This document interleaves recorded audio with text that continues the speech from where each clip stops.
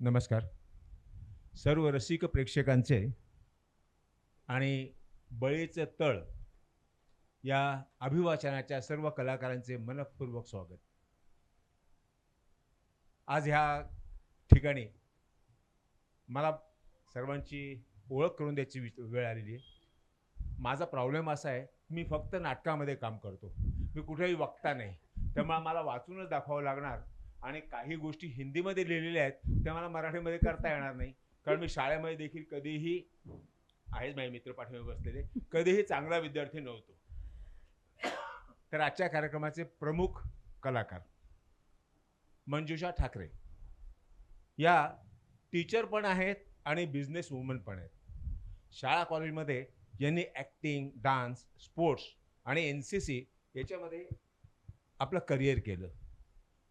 लग्नानंतर एअरफोर्समध्ये 2-3 वर्ष काम केल्यानंतर 3-3 तासांच्या हिंदी नाटकं केली. तिल का दाल, ब्रह्मचारी की शादी, प्रेमा तुझा रंग कसा आणि अनेक कल्चरल प्रोग्राम केले. 25 वर्षाच्या गॅपनंतर त्या आज परत ह्या रंगमंचावरती आलेल्या आहेत. आपलं मनःपूर्वक स्वागत. रेखा ओक. रेखा ओक यांनी लहानपणापासून कला क्षेत्रामध्ये ह्या व्यस्त राहिलेल्या आहेत. दूरदर्शन मालिका, चित्रपट आणि इतर अनेक गोष्टींमध्ये त्यांचं योगदान राहिलेलं आहे, खास करून हिंदीमध्ये. त्यांच्या दूरदर्शन मालिका आहेत जिंदगी की कसोटी, मराठी कळत नकळत, श्रावणसरी, एक धागा सुखाचा, लक्ष, एड्स अशा अनेक मालिकातून त्यांनी अभिनय केलेला आहे आणि लोकांची पसंती आणि प्रशस्ती मिळवलेली आहे. सध्या त्या नटसम्राट ह्या नाटकामध्ये प्रमुख भूमिका करत असल्यामुळे त्यांना एक पुरस्कार प्राप्त झालेला आहे. या व्यतिरिक्त सायकलिंग, बॅडमिंटन अशा अनेक कलांमध्ये त्या प्रवीण आहेत.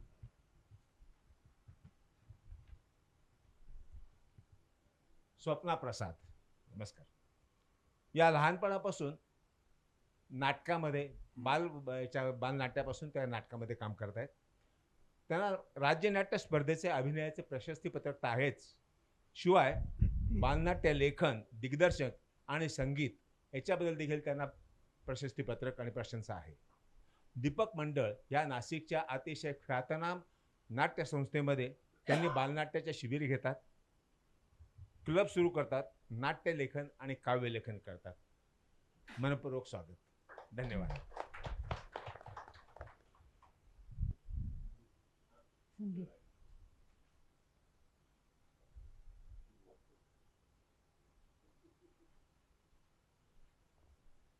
आणि सगळ्यात महत्त्वाचं म्हणजे दुर्वा प्रसाद. ती इथे शहरी बसलेली असल्यामुळे ते दरवेळेला मी ते सांगत असतो की मला काहीतरी थोडंसं म्युझिकमधलं शिकव. तिने BA पदवी घेतलेली आहे. खोटं वाटेल? BA पदवी घेती आहे. डॉक्टर आशिष रानडे यांच्याकडे गेली 5 वर्षापासून ती शास्त्रीय संगीताची तालीम करते आहे. विविध स्पर्धांमध्ये तिने बरीच पारितोषिके मिळवलेली आहेत. तरंगिणी प्रतिष्ठान, कणकोली असोसिएशन यांच्यातर्फे आयोजित वामनदाजी शास्त्रीय संगीत याच्यामध्ये तिने तृतीय क्रमांक प्राप्त केलेला आहे.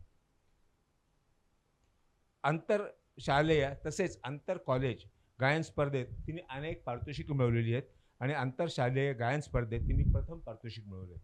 SNDT विद्यालयातर्फे आयोजित केल्या जात असलेल्या आंतर महाविद्यालयीन युवा महोत्सवामध्ये तिने तृतीय पारितोषिक कमवलेलं आहे. धन्यवाद. स्वागत.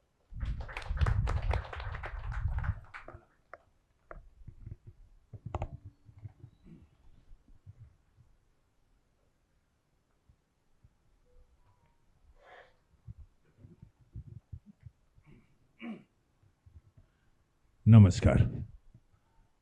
पिंपळ पान भाग 1 या मेनका प्रकाशन यांच्यातर्फे प्रकाशित झालेल्या कथा संग्रहातील एक भावगर्भ कथा याचं अभिवाचन आपल्या समोर आज होत आहे. कलाकारांची ओळख तर देशपांडे यांनी करून दिलेलीच आहे. मी थोडीशी या कथेची प्रस्तावना करतो. बळीचं तळ. लेखिका स्नेहल जोशी.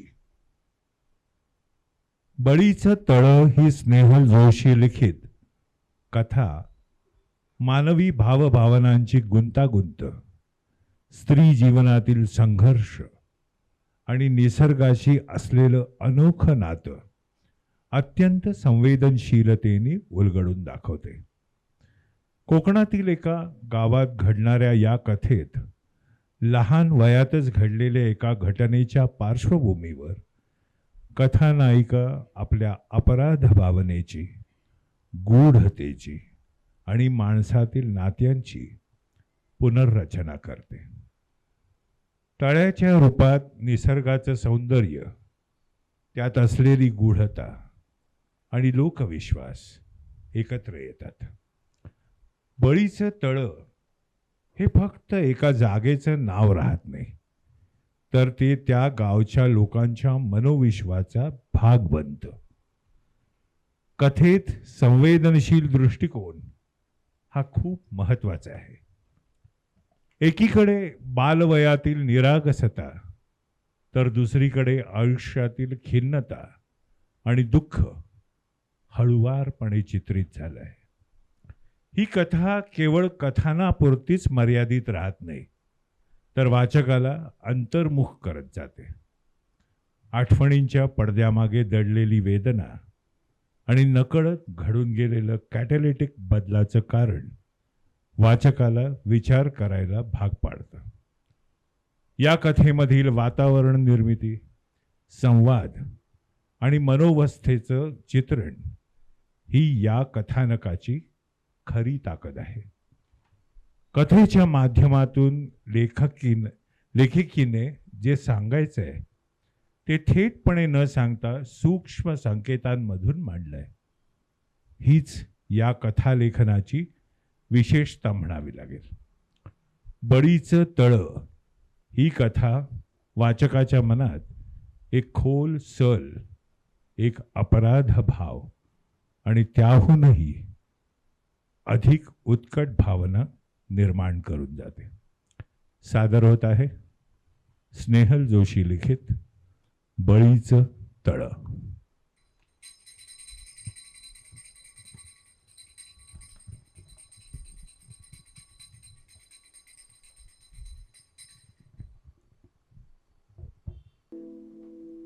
पुढे मी मोठी झाले. केमिस्ट्रीत कॅटॅलिटिक एजंट या शब्दाची ओळख झाली. हा एजंट असल्याशिवाय केमिकल रिॲक्शन अशक्य असते. कळत नकळत माझ्या हातून घडलेली कॅटॅलिटिक एजंटाची भूमिका आणि त्यामुळे घडलेलं हे रामायण आणि महाभारत. या घटनेकडे वेगळ्या नजरेनं बघण्याचं सामर्थ्य मला आलं, तरीही मनाची ही बोच, ही अपराधाची भावना कधीच कमी झाली नाही. इतर वेळी कधी या आठवणी सहसा मनात पिंगा घालत नाहीत, कारण आपण आपल्याच व्यापात गुंतलेलो असतो. मग पावसाळा सुरू होतो. सरीवर सरी कोसळू लागतात, विजा चमकतात, झाडांचे शेंडे गरगरू लागतात. पाऊस अगदी मनावर घेतो. होली चिंब झालेली सृष्टी, जिकडे तिकडे उगवलेली हिरवळ, हवेतला गारठा, तसं प्रसन्न वातावरण. पण मला ते सुखावत नाही. वातावरणातल्या कोंडीबरोबर मनाची कोंडी फुटते आणि अपराधाची बोच दुःखाची हुरहुर बनून वाहू लागते. ते एक तळं होतं. कोकणातल्या चोळणा गावातल्या लक्ष्मीनारायणाच्या देवळापुढचं ते तळं. ए, तळ्याची मूस व्हायला लागली रे. पोहणाऱ्यांची नुसती झुंबड उडालीये. आपण पण जाऊया बरं उद्यापासून पोहायला. महिनारीच गुडनं बातमी आणली. पावसाळ्यात तळ्याच्या पाळ्या बुडाल्या. तळ्याची मूस व्हायला लागली की तळ्याच्या दोन्ही बाजूंना लागलेल्या चिऱ्याच्या खाणीत कमळांची दाटी व्हायची. खाणीच्या चिरे कपारा इथे आहेत हे त्या कमलींनी आपल्या अस्तित्वानं दाखवून द्यायच्या. तळ्याचा मधला गोल मात्र अबाधित राहायचा. पावसाळ्यात तळ्याच्या बाजूला हिरवं गवत उगवायचं, निळाभोर आकाशाचं आणि बाजूच्या हिरव्यागार सृष्टीचं प्रतिबिंब त्यात उमटायचं आणि तळ्याचं पाणी निळसर हिरवट भासायचं. आकाश काळ्या मेघांनी व्यापलेलं असलं की तळ्याचं पाणी हिरवट राखाडी वाटायचं आणि सूर्यप्रकाश असला की तेच पाणी पिंगट रंगाचं वाटायचं. भाद्रपदात धो धो पाऊस कोसळत असला की पावसाच्या सरीनं तळ्याचा पाण्याचा रंगच पुसला जायचा. त्या तळ्याची खोली, पाण्याचा रंग हे एक गूढच वाटायचं. माणसाच्या घाऱ्या डोळ्याच्या रंगांच्या बदलणाऱ्या छटांसारखे त्या पाण्याचे ते बदलते रंग. पावसाळा कमी होऊ लागला की तळ्याचं पाणी ओसरायचं. तळ्याची एक एक पायरी दिसू लागायची. उन्हाळ्यात एखाद दुसरा झरा फक्त वाहत असायचा. कधी कधी खूप उन्हाळा आला की तळं पार कोरडं पडायचं आणि मग कधी कुठे कुत्र्याचा तर कधी गाई म्हशींचा सापळा अडायचा तळ्याच्या बुडाशी. असं झालं रे झालं की वर्गातले मैनारीच बोर्ड काहीतरी गूढ घडल्यासारखं शाळा सुरू झाल्यावर बातमी द्यायची. अगं माहितीये, तळ्याला दर 3 वर्षांनी बळी लागतो. बळी जर माणसाचा मिळाला नाही ना तर असा कुत्र्या मांजराचा किंवा गाईगुराचा जातो. पण बळी घेतल्याशिवाय हे तळं असं स्वस्त राहत नाही. म्हणूनच तर हे बळीचं तळे. तळ्याबद्दलच्या या वदंता पाऊस सुरू झाला की पडणाऱ्या पावसाच्या सरीत वाहून जायच्या. ते तळं मायावी रूप धारण करायचं आणि मग तळ्याची मूस वाहू लागायची. त्या वर्षी पाऊस जरा उशिरा सुरू होता. एका सकाळी सायकल दामटत मी चोळणा गाठलं. अचानक पाऊस सुरू झाला म्हणून मी बकुळीच्या झाडाखाली थांबले. बकुळीचं ते ठेंगणं ठुसकं झाड आणि वर असलेली पिवळी धमक बकुळं. पाऊस थांबताच मी ती बकुळं काढायचा प्रयत्न करू लागले. हातातली छोटी काठी बकुळापर्यंत पोहोचत नव्हती खरी. तेवढ्यात तिकडून संध्या वहिनी येताना दिसली. तिला काही मी प्रथमच पाहत नव्हते, पण त्या दिवशी वेड्यासारखी मी तिच्याकडे पाहतच राहिले.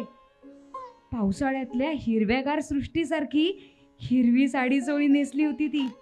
तिचा गोरापान रंग, तिचे घारे पण आता निळसर हिरवट वाटणारे डोळे, तिचं ठसठशीत लाल कुंकू, सारच पाहत राहण्यासारखं होतं. आणि मग लक्षात आलं की हिच्याही डोळ्यात त्या तळ्याच्या पाण्यासारख्या निरनिराळ्या छटा आढळतात. त्या तळ्याच्या पाण्याच्या रंगाचं गूढ उमगल्यासारखं वाटलं तेव्हा. वहिनीचं ते सुंदर रूप मी पाहतच राहिले. मनात आईचं बोलणं आठवलं. राजाची राणी व्हायची असं रूप आहे, पण गरिबाची पोर पडली म्हणून अनंतासारख्या अर्ध्या वयाच्या बिजवराशी लग्न करावं लागलं बाई हिला.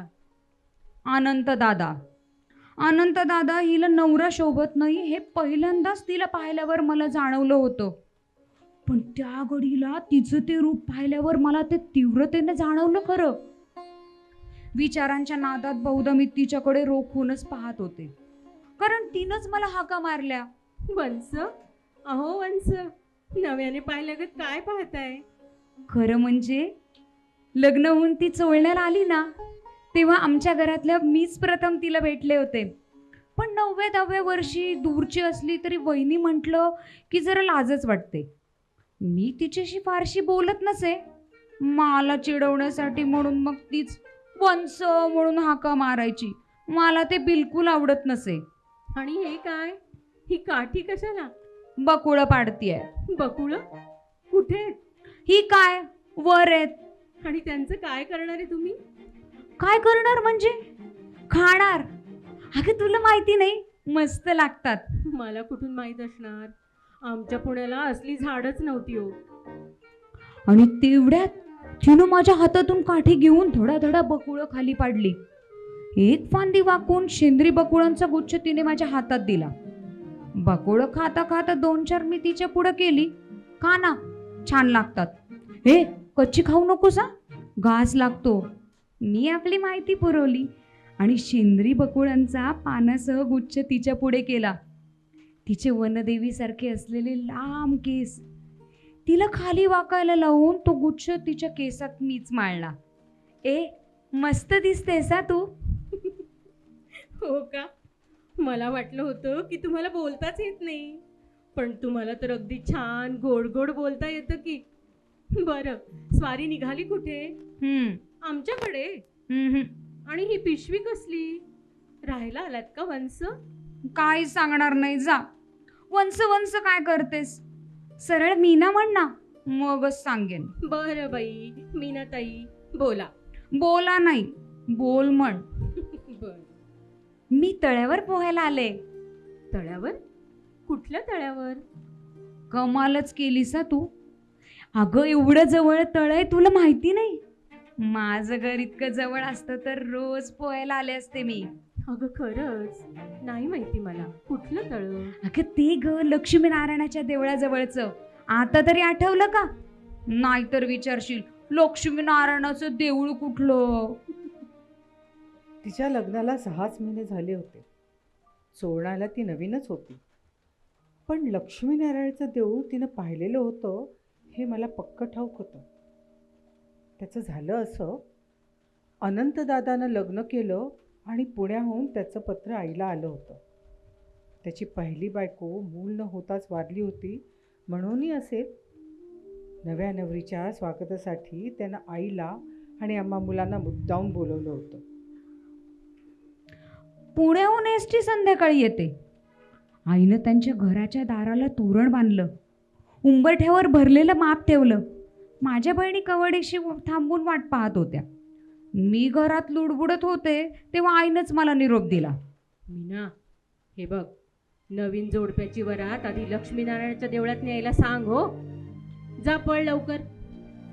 आणि त्या दोघांबरोबर मीच बैलगाडीतून लक्ष्मीनारायणाच्या देवळात गेले. त्यावेळी बऱ्याच गोष्टी जाणवल्या. घारी, गोरी, खूपच सुंदर वाटणारी वहिनी, अनंत दादासारखा तिला न शोभणारा नवरा, त्यांच्या वयातलं अंतर सारं जाणवलं. मी तिच्यावर बारकाईनं लक्ष ठेवून होते. शेवाळं वाढलेलं ते विद्रूप तळं पाहून तिनं डोळे कच्च मिटून घेतले आणि नेमकी तिची नजर ज्या कोपऱ्यात कमळाची फुलं उगवायची तिथे पडलेल्या मेलेल्या गुरांच्या सांगाड्यावर पडली. तिचं शहारणं माझ्या नजरेतून सुटलं नाही.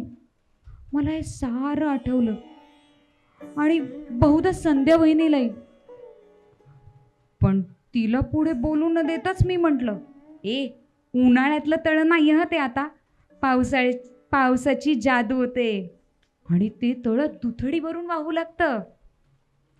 पण तिचं माझ्याकडे लक्षच नव्हतं. कुठेतरी एकटक पाहत ती म्हणाली, अशी जादू कधी शक्य येते? तिचं बोलणं त्या वेळात कळलं नव्हतं, पण त्यातली निराशा जाणवली होती. अगं हो ग, त्या तळ्यात जलपरी आहे म्हणून जादू आहे. चल तू. आणि मीच तिला आग्रहानं तळ्याजवळ आणलं आणि तिथे असलेल्या बर्वे काकूंच्या ताब्यात तिला दिलं. कुणीतरी तेवढ्यात सुखडी दिली आणि मी तिचे कपडे आणण्यासाठी अनंतदादाच्या घराकडे वळले. तेव्हा संध्या वहिनी पोहण्याची कसरत करू लागली.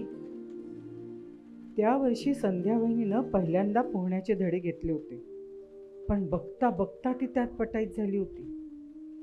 संधी मिळेल तेव्हा ती पोहायला जायची. परिस्थितीवर मात करणं तिला जमलं नव्हतं म्हणून की काय, त्या तळ्याच्या अथांग पाण्यावर सूड घेतल्यागत तिनं मात केली होती. शनिवारी सकाळी 11ची शाळा संपली की मी घरी येऊन घाईघाईनं अभ्यास पुरा करायची आणि त्या संध्याकाळी संध्या वहिनीकडे राहायला. शनिवारच्या माझ्या येण्याकडे तिचे डोळे लागलेले असत. कधी उशीर झाला तर म्हणायची, मला वाटलं आज येतेस की नाही. अनंत दादाच्या कपाळावर मात्र आठ्या दिसायच्या. अर्थात वर करडी तो प्रेमानं स्वागत करायचा. रात्री जेवण झाली की आमची दोघींची पथारी आत माझघरात असायची. पहिल्यांदा मी राहायला गेले ना तेव्हा ती झोपताना म्हणाली, मीना, मी तुझा हात घट्ट धरून ठेवलाय, सोडू नको हा. का? मला फार भीती वाटते ग रात्री. जेमतेम 10 वर्षाची असेल मी. नवीन जागा, त्यात अनंतदादाची पहिली बायको भूत झाली अशी वदंता. खरं म्हणजे मीच घाबरून तिला सांगायला हवं होतं, तर उलट तिनेच माझा आधार घेतला होता. मग उगाचच फुशारून जाऊन मी म्हटलं होतं, तू काळजी करू नकोस, स्वस्त झोप, मी आहे ना. पण कसली भीती वाटते ग तुला? आईला सांगणार नाहीस ना? नाही. शपथ घे. मला ना रात्र होण्याचीच भीती वाटते ग. हत्तीच्या, अंधार असतो म्हणून होय? अगं मग दिवा लावायचा. आई म्हणते उजेडाची छोटी तिरीप सुद्धा अंधाराला पळवून लावते. पण तशी तिरीप कुठे नसलीच तर? मला तिचं गोड बोलणं कधीच समजत नसे, पण तिचा कसानुसा चेहरा. मी तिचा हात थोपटत राहायचे आणि ती गाढ झोपी जायची. तिचं संरक्षण करायचं ही एकच भावना त्या रात्री मनात असायची. त्यामुळेच नेहमी दारावर कोणी थाप मारली तर चटकन उठून बसायचं. वहिनी बाजूला असायचीच. त्या आधारावर मी मोठ्यांना ओढायचे, कोण कोण आहे तिकडे? घाबरलेल्या वहिनीला मी सांगायचे, देवाचं नाव घे, झोप. मग ती माझी पापी घ्यायची, मला कुशी तोडायची आणि मग आम्ही निवांत झोपायचो. वहिनीच्या लग्नाला आता वर्ष होत आलं होतं, पण तरीही आई तिच्या नशिबावरून हळहळायची. काय मेलं पोरीचं नशीब आहे. अर्ध्या वयाचा तो अनंता मरतुकडा, त्याची ती पहिली बायको मेल्यावर भूत झाली म्हणे.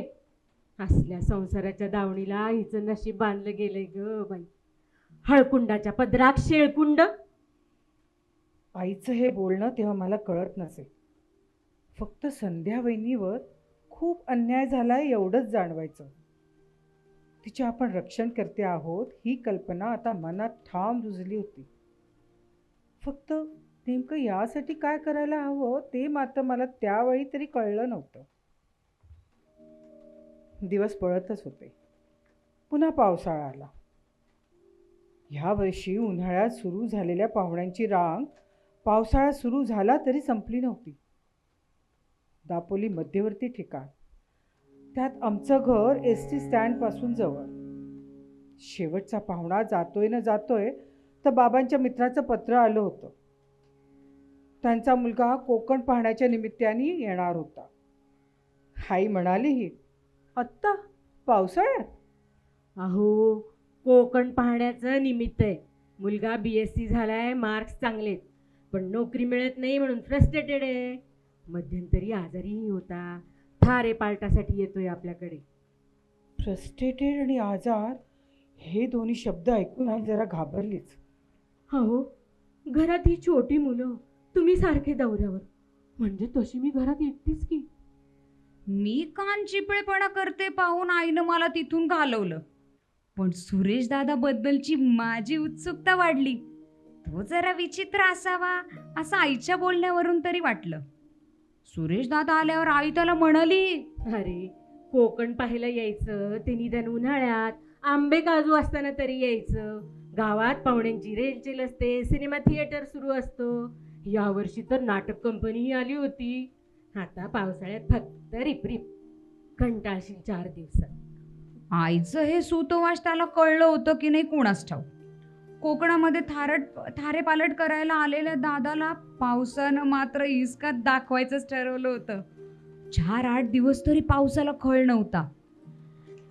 हा दादा बाहेरच्या गजांच्या पडवीत पावसाची झड अंगावर घेत पावसाकडे बघत तरी राहायचा, नाहीतर बरोबर आणलेली पुस्तकं तरी वाचत बसायचा. 4-8 दिवस तरी असेच गेले होते. आई त्यामुळे जरा बेचैनच होती. पण हळूहळू तो आमच्या घरात रमला होता. कधी सायकलवर टांग मारून तो बाजारातून आईला सामान आणून द्यायचा, तर कधी आम्हा बहिणींना अभ्यासात मदत करायचा. बेचैन असलेल्या आईचं मत आता बदलत चाललं होतं. तो सीधा, सज्जन, चांगला मुलगा आहे असं बाबांच्या पत्रात तिनं लिहिलं होतं. त्या वर्षी संततधार कोसळणाऱ्या पावसानं तळ्याची मूस लवकरच व्हायला लागली. शुक्रवारीच वर्गातल्या मैना रिसबुडनं ही बातमी दिली. अभ्यासातही माझं धड लक्ष नव्हतं. शनिवारचा पेपर मी कसाबसा देऊन घरी परतले. जेवण होताच मी संध्या वहिनीकडे जाण्यासाठी कपड्यांची पिशवी भरली आणि आईनं चक्क नकारच दिला. अगं पण का जायचं नाही? गेल्या वर्षी तर पाठवलं होतंच की. सांगितलं ना एकदा, नाही म्हणजे नाही. का? तेव्हाची गोष्ट वेगळी होती, आत्ताची वेगळी आहे. आई, 10व संपेल पण जरा कशी अक्कल नाही या मुलीला. हा आईचा शेरा. त्यामुळे आईचा नकार बदलणं शक्यच नव्हतं. मी त्यावरून बडबडल्यावर सुरेश दादा म्हणाला, काकू मी जाईन ना बरोबर, मग तर झालं. आणि ठरल्याप्रमाणे दुसऱ्या दिवशी सकाळी सुरेश दादा आणि मी पोहण्यासाठी बाहेर पडलो. जाताना आमच्या बऱ्याच गप्पा चालल्या. त्यात ओघानं संध्या वहिनीचा विषय निघाला आणि आईच्या थाटात संध्या वहिनीची बरीचशी माहिती मी दादाला दिली. आम्ही तळ्याशी आलो. लक्ष्मीनारायणाच्या देवळात आमच्या कपड्यांच्या पिशव्या ठेवून मी तळ्याकडे आले, तरी दादा पायरीवरच उभा.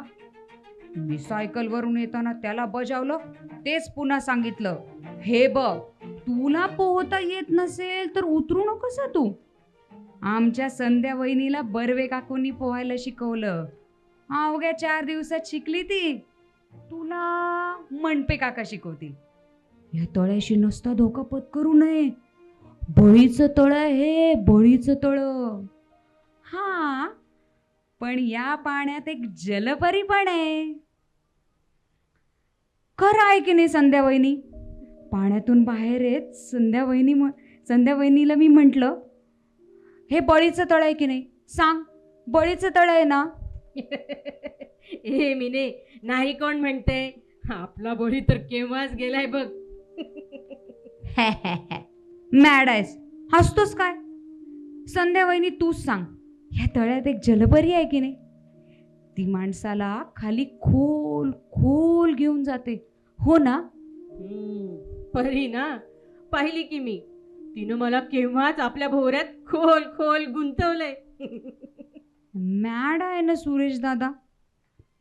असं मी म्हटल्यावर वहिनीनं हळूच डोळ्याच्या कोपऱ्यातून सुरेश दादाकडे पाहिलं. पोहल्यामुळे म्हणा किंवा आकाशात दिसणाऱ्या लाल ढगांच्या तिरपेमुळे म्हणा, तिचा चेहरा एकदम लाल गुलाबी वाटत होता. त्यावेळी मनात आलंच, किती सुंदर आहे वहिनी. एकमेकांच्या बाजूबाजूला उभी असलेली ती दोघं, सुरेश दादा आणि संध्या वहिनी. ह्या सुरेश दादासारखा धडधाकट देखणा नवरा संध्या वहिनीला मिळाला असता तर? तेवढ्यात संध्या वहिनीनं सूर मारला आणि पाठोपाठ सुरेश दादा नाही, तो अट्टल पोहणारा याची मला कल्पनाच नव्हती. तेवढ्यात मैना रिसबूट सुरेश वैद्य वगैरे भेटले आणि मीही पोहण्यात रंगले. देवळाच्या मागच्या पडवीत स्त्रियांची कपडे बदलण्याची जागा होती. कपडे बदलता बदलता मी वहिनीनं मला विचारलं, हा कोण ग सुरेश दादा? मला चावी देण्याचाच अवकाश होता. कदाचित मला सख्खा भाऊ नव्हता म्हणूनही असेल.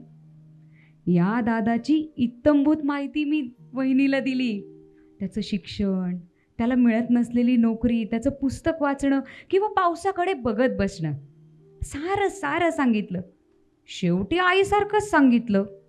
सारंच विचित्र वाटायचं सुरुवातीला, पण तसा खूप चांगला आहे का सुरेश दादा? म्हणूनच काल रविवार असूनही राहायला आली नाहीस. दादा एकंदरीत खूपच आवडलेला दिसतोय. खरंच खूप छान आहे ग दादा, खूप हुशार आहे. BSc फर्स्ट क्लास आहे. लागेल त्याला नोकरी ग, पण उगाचच काळजी करून आजारी पण झाला होता म्हणे. हो का? आम्ही देवळातून बाहेर पडलो. रस्त्यावर सुरेश दादा उभा होता. तेव्हा वहिनी म्हणाली, मीना, घरी येणार ना? भूक लागली असेल, चहा पोहे खाऊनच जा ना आता. मी जरा विचारातच पडले. तेवढ्यात सुरेश दादाच म्हणाला, मीने, तू मला हावरट म्हण नाही तर काही म्हण, मला तर फार भूक लागली बुवा. चल ना, जाऊया आपण त्यांच्याकडे. सरळ घरी ये असं आईनं बजावलं होतं, पण आता नाईलाजच होता. मग गेलो. संध्या वहिनीनं ढकललेली कवाडी उघडली. अनंत दादा पुढच्या पडवीत बसलेला असेल असं वाटलं होतं, पण पडवीत कोणीच नव्हतं. हे काय, अनंत दादा कुठे आहे? अगं, टाळसूरला गेलेत. उघाडी पडली की बागेला रंग शिंपडून घेणार असं म्हणत होते. यावेळी चांगलं महिना 15 दिवस तरी मुक्काम तिकडेच असणार आहे. गेल्या वर्षी मी असताना दारावर बसणाऱ्या थडका, अनंत दादाच्या पहिल्या बायकोचं झालेलं भूत, या आठवणीनं मी विचारलं, का गं घरात एकटीच राहतेस? भीती नाही वाटत तुला? त्यापेक्षा आमच्याकडे ये ना. कशी येणार ग? गाईला कालवड झालीये, गोठ्यात आहे बघ, आणि त्यात मांजरीनंही पिल्लं घातली. आय्या. हो, देवघरात टोपलीत ठेवली. जा पळ बघ. आणि हे ऐकून मी देवघरात धावले. मांजरीची निळ्या डोळ्यांची, कसं बसं पोट सावरत लुटू लुटू चालणारी पोरं, त्यात मी रमले. कोट्यातल्या कालवडीच्या पाठीला हात लावताच शिरशिरणारी तिची काया पाहून हरकलेच. आणि लक्षात आलं, या अनोळखी घरात सुरेश दादा एकटाच आहे. भानच नव्हतं मला. मी स्वयंपाकघराकडे वळले तेव्हा लक्षात आलं, आपण नव्हतो तरी फारसं काही अडलं नव्हतं. चुलीजवळ पाट मांडून दादा बसला होता. वहिनी हसत होती. भलतीच खुश दिसत होती ती. तिचे डोळे चमकत होते. सूर्यप्रकाशात दिसणाऱ्या तळ्याच्या पाण्यासारखे पिंगट वाटत होते ते. चहा पोहे आटोपताच मी दादाकडे घरी जाण्याचा लकडा लावला. निघताना वहिनीनं पुन्हा येण्याचा आग्रह केला होता, आणि दादा न बोलता शीळ घालत होता. सायकल दामटत आम्ही घराकडे निघालो तेव्हा वाटेत सुरेश दादा म्हणाला, ही होय तुझी संध्या वहिनी? केवढं मोठं घर आहे ना. या घरात ती एकटी कशी राहते कोणास ठाऊक. त्यात या अनंत दादाची पहिली बायको भूत झालीये. चल गे, कसली आलीये भूत वगैरे, काहीतरी आपलं. अरे खरंच भूत आहे त्यांच्याकडे. गेल्या वर्षी मी राहायलाच यायचे शनिवारी. आम्ही दोघी माझघरात झोपायचो. दाराला कडी घातली की भूत चक्क थापा मारायचं दरवाजावर. वहिनी माझा हात घट्ट धरून झोपायची, म्हणून तर तिला रात्रीची फार भीती वाटते ना. आणि मग पुढे मीच म्हणाले, बघ कशी मस्त आहे ना संध्या वहिनी. काय करणार रे ती तरी. आई स्वयंपाकीण आहे कोणाकडे तरी पुण्याला. मुलगी अन्नाला लागते म्हणून तिचं इथं लग्न केलं. कसला तो अनंत दादा आहे, नुसतं पाप्याचं पितर, म्हातारा, खोकड, खोकतो आणि बिड्या ओढतो. तो बोलतो कसा माहितीये? अगो आते, आमच्या या संध्या की नाही लक्ष्मीनारायणाला संध्याकाळी 108 प्रदक्षिणा घालतात हो, मुलगा वावाना म्हणून. माझं बोलणं सुरेश दादा ऐकत होता, पण तो कसल्या तरी विचारात गडलेला होता. सायकल चालवताना जरा गंभीरच वाटला. जंगल ओलांडल्यावर मला म्हणाला, हे मिने, मी साबणाची पेटी विसरलो बघ. अरे आता थोडीच मिळणार आहे ती. अगं पण बघायला काय हरकत आहे, असं आत्ता आलो. असं म्हणून तो माघारी वळालाय. सायकल चालवताना मला आठवलं, त्यानं ती पेटी पिशवीत भरली होती. मी मागं वळून पाहिलं तर तो दिसेनासा झाला. घरी येताच आईनं सुरेश दादाची चौकशी केली होती. तो पेटी विसरल्याचं असं सांगून मी गप्प बसले होते. त्यानं ही थाप का मारावी हे मला तेव्हा समजलं नव्हतं. 1.5 तासानं तो आला. आल्या आल्या म्हणाला, बघ मिळाली पेटी. "हम्म." अगं तळ्याच्या खबदाडीत ठेवली होती, त्यामुळे कोणाचं लक्षच गेलं नव्हतं. मी काही म्हणणार तेवढ्यात आईच्या जेवणासाठी हाका ऐकू आल्या. घरात जाताना हळूच दादा कानात म्हणाला, मिने, काय इकडे काय पोहे खाल्ल्याचं सांगू नकोस. का?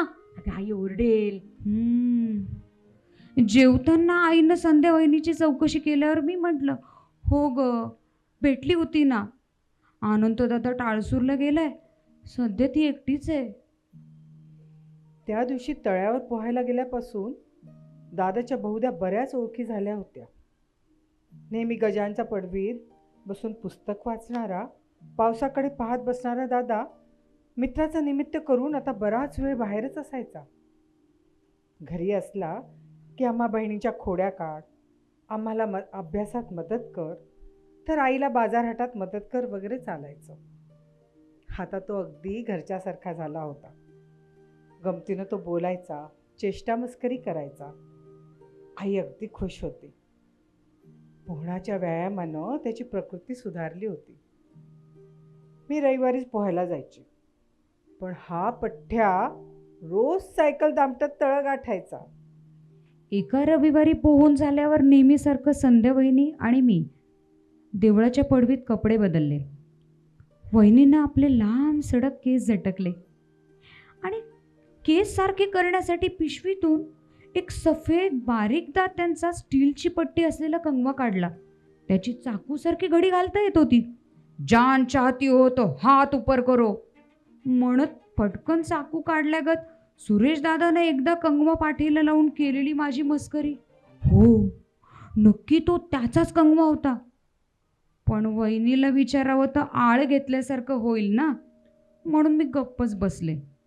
पण घरी येताना सुरेश दादाला मी हे विचारलंच. दादा जरा गडबडलाच. अगं म्हणजे आपण त्यांच्याकडे गेलो नव्हतो का, तेव्हा बहुतेक कंगवा पडला असावा. आता तो कोणाचा आहे हे न कळल्यामुळे त्या बाईने तो स्वतःसाठी ठेवला असेल. मिनी, आता हे हम्म. सगळीकडे सांगत बसू नकोस हा. उगाच तिच्यावर आळ यायचा. आधीच गरीबा घरची दुःखी फ्रस्ट्रेटेड आहे ती. ए, फ्रस्ट्रेटेड म्हणजे काय रे? फ्रस्ट्रेटेड म्हणजे आपल्याला एखादी गोष्ट हवी, ती मिळण्याची आपली लायकी आहे. फक्त दुर्दैव आढळल्यामुळे आपल्याला ती मिळत नाही म्हणजे माणूस वैतागतो, चिडतो आणि मग येणारी विफलता, विमनस्क. पण ते जाऊ दे, तुला नाही कळायचं ते. म्हणजे तुला नोकरी मिळत नाही तसंच का? बरोबर. तुझ्या या संध्या वहिनीसारख्या व्यक्ती दुःखी असतात, त्यांचे अश्रू पुसावेत. जमलं तर त्यांना सुख द्यावं, म्हणजे निदान दुःख तरी देऊ नये. त्याचं सर्व बोलणं त्या वयात समजण्यासारखंच नव्हतं. पण त्या वयात 20-22 वर्षाच्या मुलाबद्दल आकर्षण नसलं तरी त्याचं ऐकावं, त्यानं आपल्याला शाबासकी द्यावी असं फार वाटतं. या सुरेश दादाचं लोभस व्यक्तिमत्व, त्याचं गोड बोलणं. त्यानंतर वहिनीकडे दादाचे मोठे पांढरे शुभ्र रुमाल मी पाहिले, तरी मी तिला विचारलं नव्हतं. माशांचे खवले असल्यागत असलेली सुंदर हिरव्या रंगाची खस अत्तराची दादाची बाटली हरवल्याचं दादानंच सांगितलं होतं. त्या खस अत्तराचा सुगंध वहिनीला आला होता, तरीही मी गप्पच होते. खरं म्हणजे मला संध्या वहिनीचा रागच आला होता.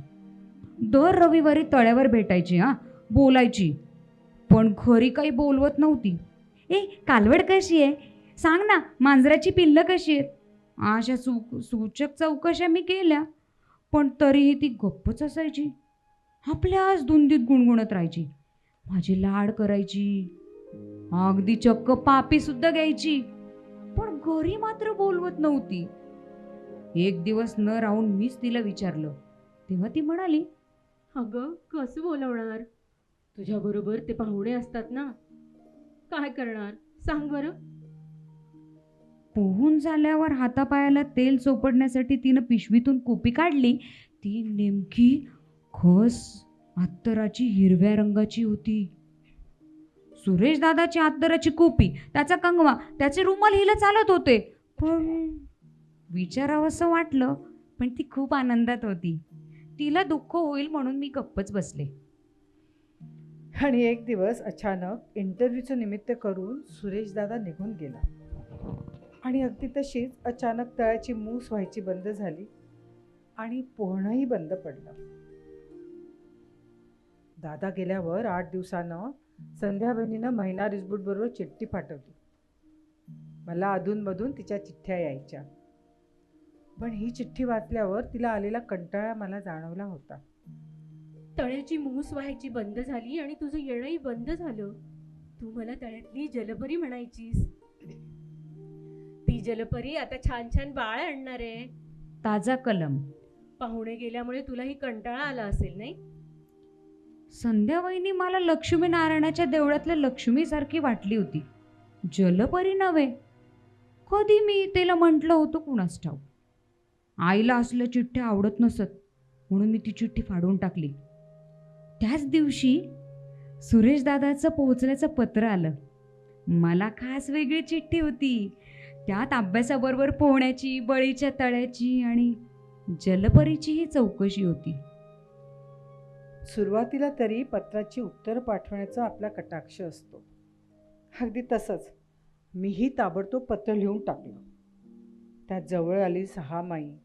मूस वाहण्याची बंद झाल्यामुळे खंडित पडलेलं पोहणं याबद्दल लिहिलंच. संध्यावेणीची चिठ्ठी आलेली होती म्हणूनही असेल, न समजताच मीही लिहून टाकलं होतं. जलपरी आता मजेत आहे. ती बाळ आणणार आहे, त्यामुळे खूप खुश आहे.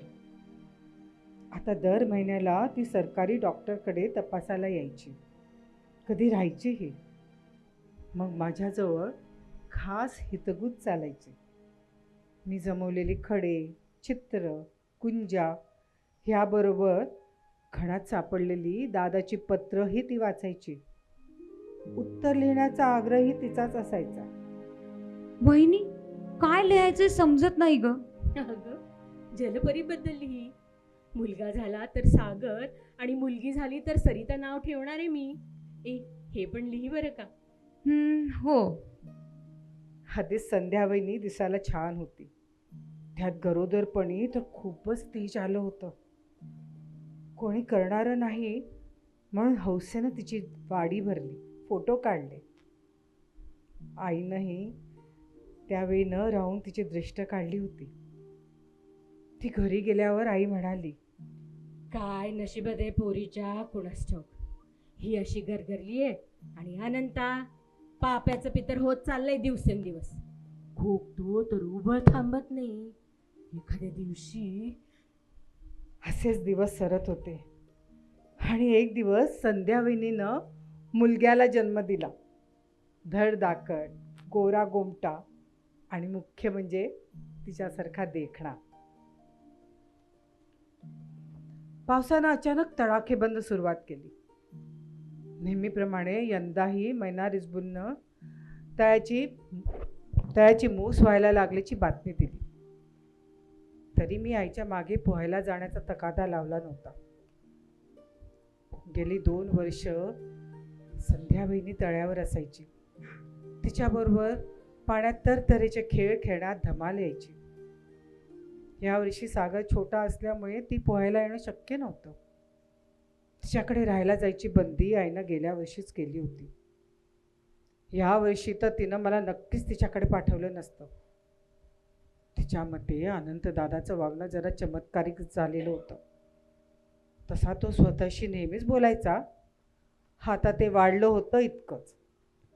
पोहायला जावं की न जावं यातच पहिला रविवार गेला. पण दुसऱ्या रविवारी मात्र मी तळ्यावर हजर झाले, कारण नेमका शनिवारी सुरेश दादा आला होता.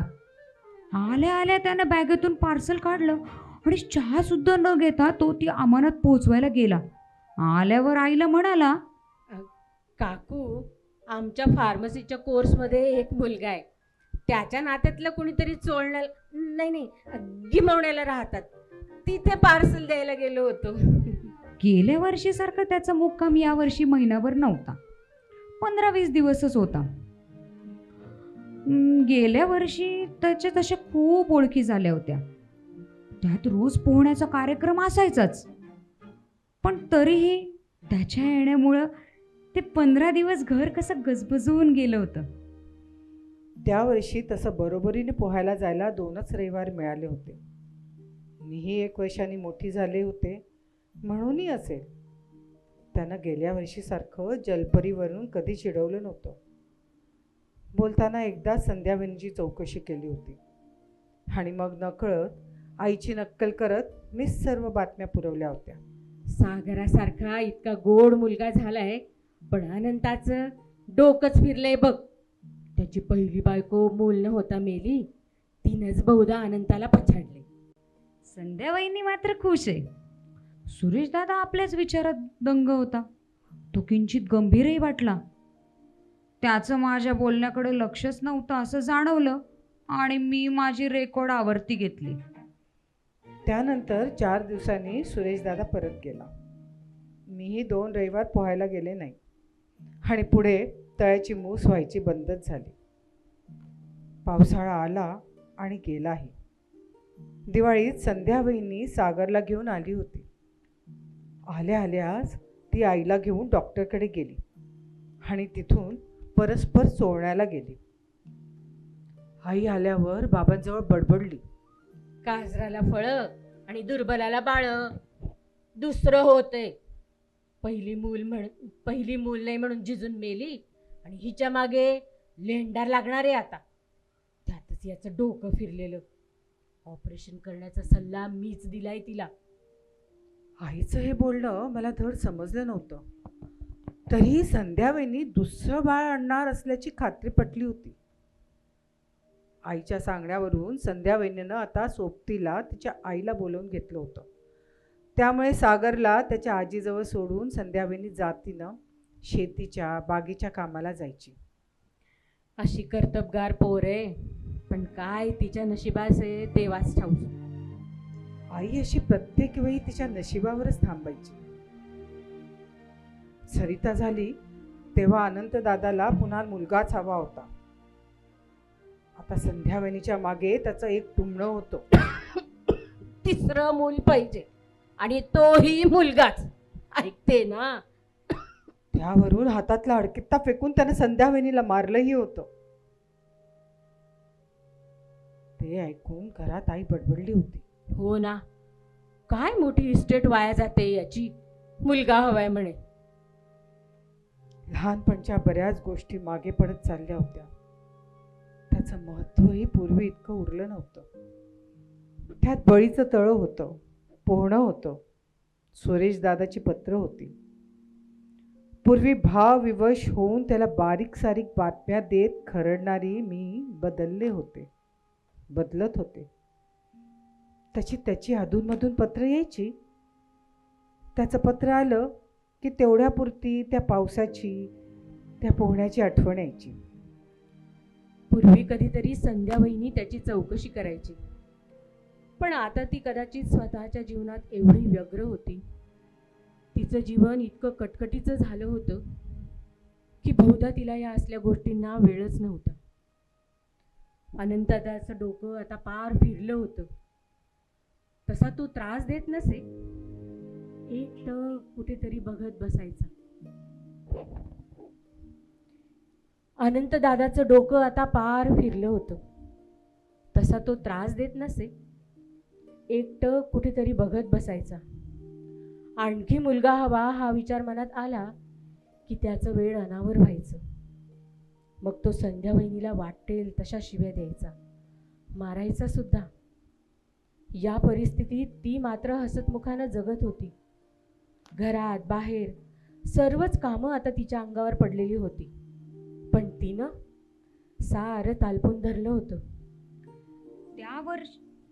त्या वर्षी उन्हाळ्यात मोरचूत रंग वगैरे खरेदी करण्यासाठी ती स्वतः आली होती.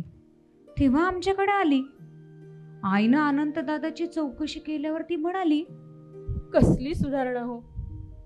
कधी कधी वाटतं लोक म्हणतात तसं त्यांना वेड्याच्या इस्पितळात टाकावं. इस्टेट वाडी विकून मुलांना घेऊन पुण्याला जावं, पण मन दजत नाही हो. पण दादाला इस्पितळात जाण्याची वेळच आली नाही. उन्हाळ्यात चांगल्या माणसाचंही डोकं तापतं, तर वेड्याचं काय विचारावं. एक दिवस वहिनी शेताच्या भाजवणीच्या निमित्ताने टाळसूरला गेलेली होती. तेव्हा माथे फिरू दादानं पाण्याच्या हुक्काला टाकून आत्महत्या केली. आत्महत्या. त्यामुळे पोलीस, पंचनामा वगैरे सारे सुपस्कार करावे लागले होते. त्याला लागलेलं वेळ सर्वांनाच ठाऊक होतं. त्यामुळे तशी अडचण न येता सारंच पार पडलं. मुख्य म्हणजे संध्यावहिनीनं सारं शांतपणे घेतलं होतं. तिनं दाखवलेली मानसिक धैर्य, तिचं कौतुक करताना आईला शब्दच अपुरे पडायचे. आता आईबाबांच्या खेपा अधूनमधून चोळण्याला व्हायच्या. बाबांनी तिचे सारे व्यवहार व्यवस्थित लावून दिले होते. हे बघा, या वर्षीचं उत्पन्न काढून घ्या, मग सारं विकून पुण्याला परत जा.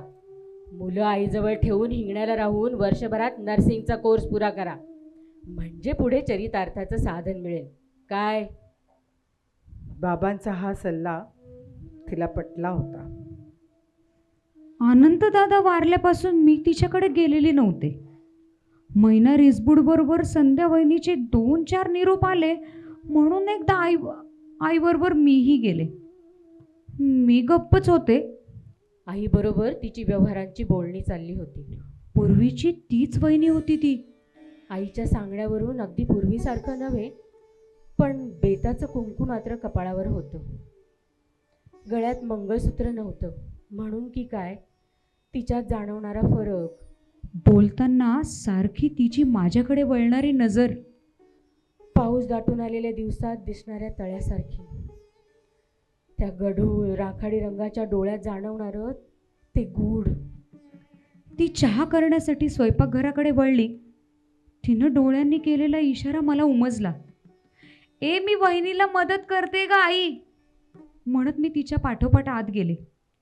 चहाचं आदण चुलीवर ठेवून तिनं साखर घातली आणि लाकडं चुलीत ढोशीत मला म्हणाली, मीना, काय? माझं एक काम करशील? सांग ना, काय ते? पण हे कुणाला सांगायचं नाही असं वचन देत असशील तरच सांगते. पोलक्याच्या हातून पत्र काढत ती म्हणाली, हा पत्ता बरोबर आहे ना ग? मग हे आणि याच्या आधीचं अशी दोन्ही पत्र परत का आली असतील? गेल्या 6-8 महिन्यात घरातल्या अडचणीमुळे मी पत्र लिहू शकले नव्हते ग. विसरून मी पत्ता भलताच तर नाही ना ग लिहिला?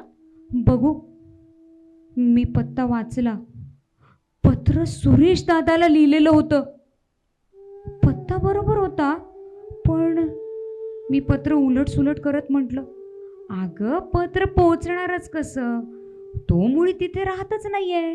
काय? हां, 10 महिन्यापूर्वीच त्याला नोकरी लागून तो अहमदाबादला गेला ना, तेव्हा त्याचं पत्र आलं होतं. 15 दिवसापूर्वी त्याचं पत्र आलंय आणखी एक. त्याच्या लग्नाच्या निमित्तानं त्यानं आग्रहानं आम्हा सर्वांना अहमदाबादला बोलवलंय. अहमदाबादला खूप उन्हाळा असतो ना, त्यामुळे जाण्याचं निश्चितच नव्हतं. पुढे आनंददादाचं नाव काढलं होतं म्हणून की काय वहिनीचा चेहरा पांढरा फट्ट पडला. तिचं धड लक्षच नव्हतं कुठे. हातातली दोन्ही पत्र तिने चुलीत घातली होती. पत्रांनी पेट घेतला तेव्हा चहाचं उकळतं आधण तिच्या नजरेस पडलं. तारेत असल्यागत तिनं ते चक्क हातानं उतरवलं होतं. आई, आजी! दोघी धावत आल्या. आईनं तिच्या पोळलेल्या बोटांना पायांना औषध लावलं. खूप आग होती ती बहुधा. सहनशील वहिनीही ते सहन करू शकत नव्हती. होणाऱ्या आगीमुळे की काय तिच्या मनाचे बंध तुटले होते. ती धाय मोकलून रडत होती. आपला ऊर पडवून घेत असताना ती बडबडत होती, जणू आज प्रथमच तिला सद्यस्थितीची जाणीव झाली होती. आता कसं जगू हो मी अशी एकटी, आणि पदरात ही लहान मुलं, डोंगरा एवढं आयुष्य. वहिनी, मी मगा तिच्याशी बोलताना अनंतदादाच्या मृत्यूचा केलेला उल्लेख मला उगाचच अपराधी वाटत होतं. संध्या वहिनी जरा सावरली. तिचं रडणं थांबलं. मघा मेघांनी दाटून आलेल्या आकाशासारखी तिच्या डोळ्यात दिसणारी गढूळ राखाडी छटा. आता मात्र ते डोळे भकास वाटत होते. उन्हाळ्यात पाणी आटलेलं, पोटात मेलेल्या प्राण्यांचे सांगाडे साठवणारं ते तळं मला आठवलं आणि मी शहारले होते.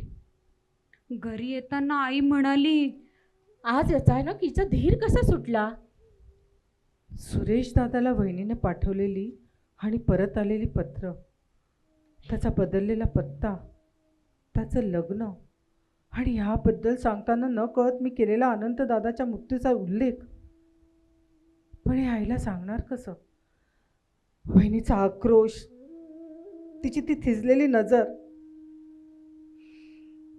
त्या रात्री आम्हा दोघींना धड झोप आली नव्हती. सकाळी जरा डोळा लागला, जाग आली ती दारावर बसलेल्या धडकांनी. झोणाहून 2 माणसं संध्याबाईंनी व मुलांच्या चौकशीसाठी आली होती.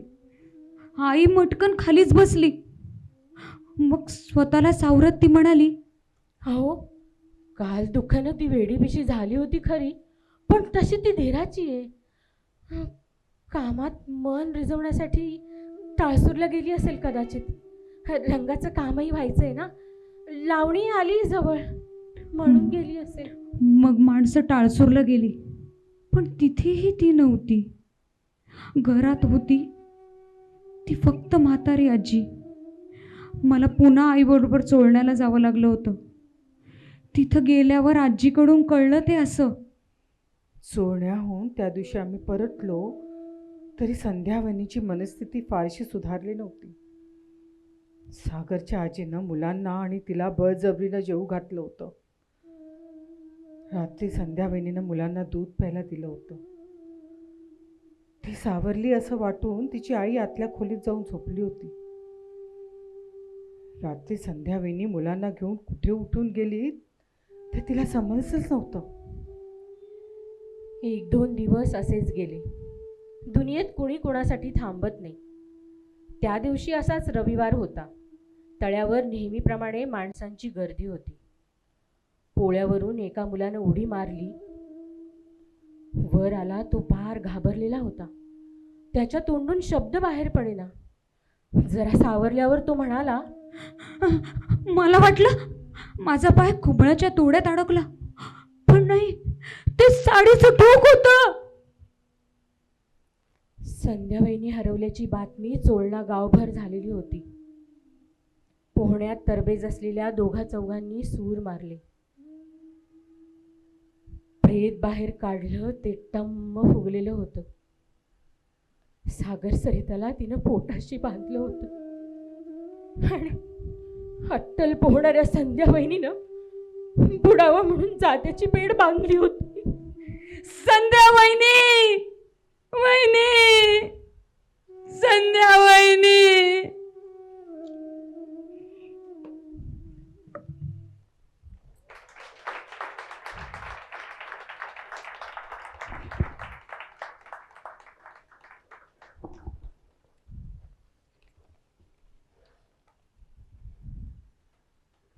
माईक.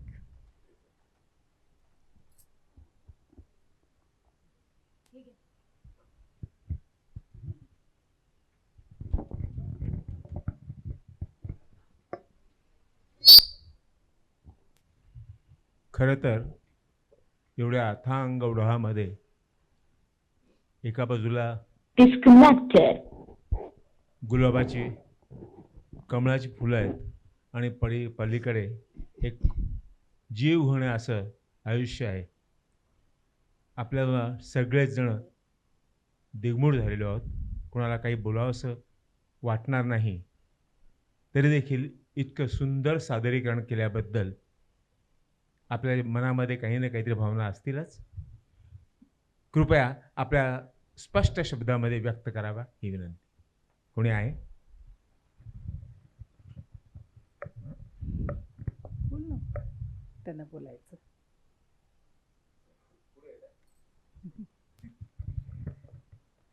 सर्वप्रथम तिघींचंही मनापासून कौतुक. ही कथा अगोदर मी वाचलेली नव्हती आणि इतकं उत्कंठावर्धक ती वाटली. म्हणजे जी सांगण्याची पद्धत वगैरे जी होती ती खूपच आवडली. तिघींचं खूप मनापासून कौतुक. आणि हा उपक्रम राबवणारे साठे काका त्यांचं पण म्हणजे मनापासून कौतुक आहे. काकूंचं पण. काकूंचं पण.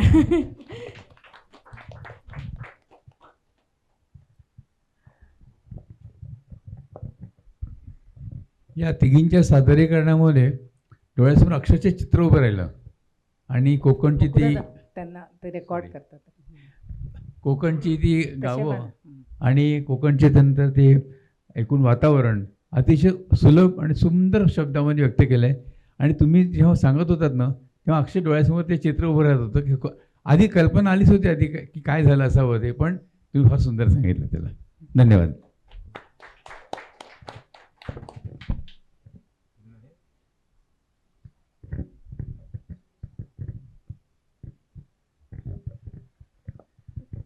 काकांना. सुरेश काका.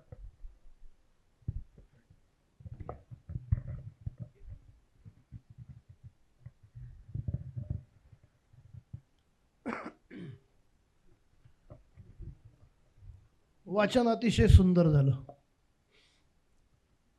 आणि ते सुंदर होतं झालं याचं कारण असं की कथा खूप चांगली होती. त्या कथेचा जो भाव आहे तो प्रगट झाल्यामुळे कथा आम्हाला ऐकावीशी वाटली. त्यामुळे एक क्षण मी डोळे बंद केले, कारण अभिवाचन असताना काही क्षण डोळे बंद केल्यानंतर आपल्याला जर समोर चित्र दिसलं तर ते अभिवाचन सुंदर होतं. आणि ते डोळे बंद केल्यानंतर लक्षात आलं की इथे चित्र उभं राहतं आहे, ते तळं उभं राहतं आहे, त्यामध्ये असलेली हाडं उभी राहत आहेत. हे भाव जे उभे राहतात त्याला अभिवाचन म्हणतात आणि ते त्या पद्धतीने झालं.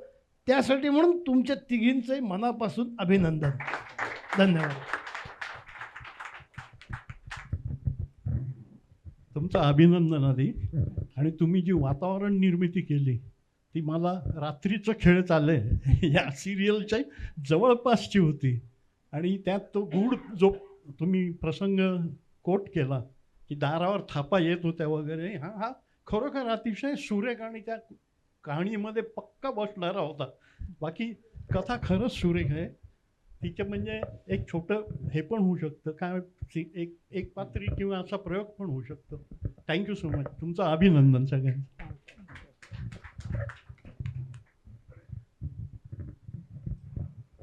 हे कथानक कोकणच्या पार्श्वभूमीवरती घडतं आहे. हे वेळोवेळी जे वर्णन येत होतं त्याच्यातनं डोळ्यासमोर अगदी उभं राहिलं. आणि कोकणाचं कथानक म्हटलं की त्याच्यात भूत वगैरे, चेटू घाडळ वगैरे अशा गोष्टी लहानपणी आपण ऐकल्या होत्या. ते सगळं त्याचा गूढपणा आपल्या समोर त्यांनी उभा केला. आणि तिघींचं कोऑर्डिनेशन अतिशय टीम म्हणून अगदी उत्तम होतं. त्याच्यामुळे तिघींचं अभिनंदन.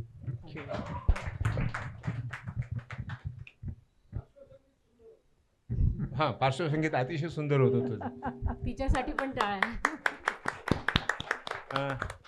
आपल्याला काय बोलायचं आहे? माहीत आहे.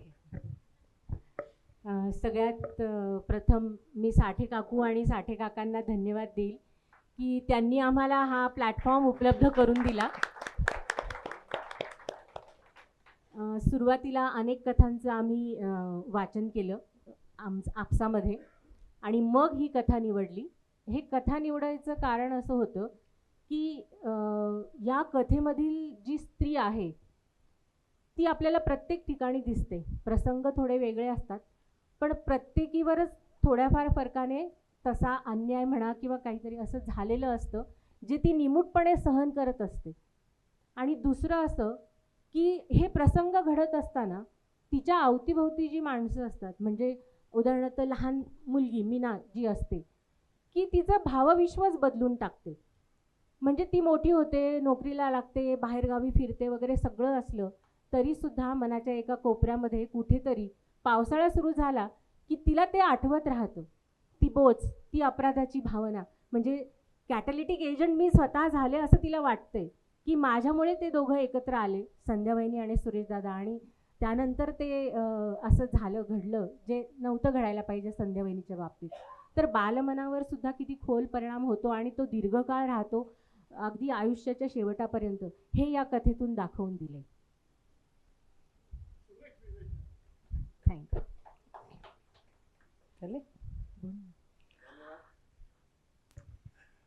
खरं म्हणजे इथे येणारे सगळे कलाकार आणि प्रेक्षक हे आमची घरची मंडळी आहेत, हे आमचे नातेसंबंध आहेत.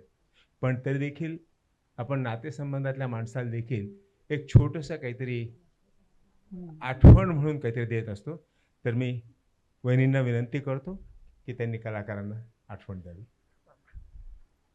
मला एक सांगायचं राहिलं, एक मिनिट काकू. हो हो, तुझ्यापासून. देशपांडे काकांनी इतकं सुंदर पोस्टर बनवून दिलंय. सो थँक्यू काका. Thank you very much.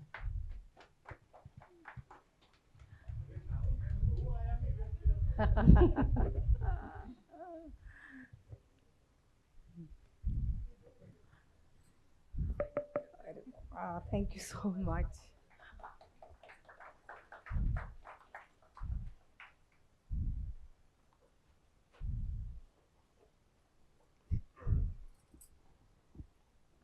Thank you so much.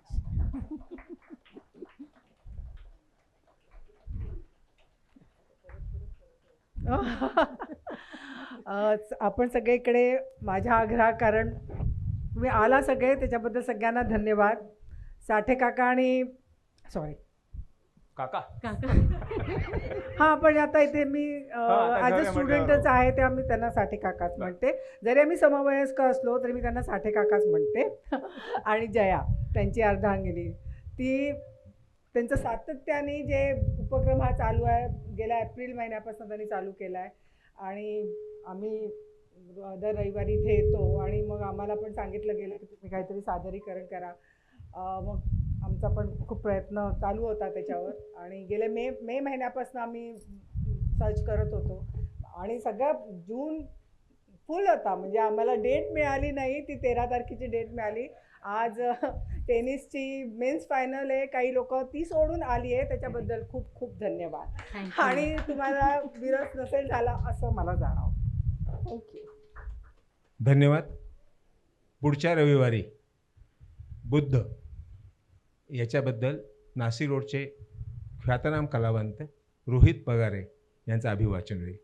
मग पुढच्या रविवारी जरूर ह्याच वेळेला जरूर या. संध्याकाळी 6 वाजता. धन्यवाद.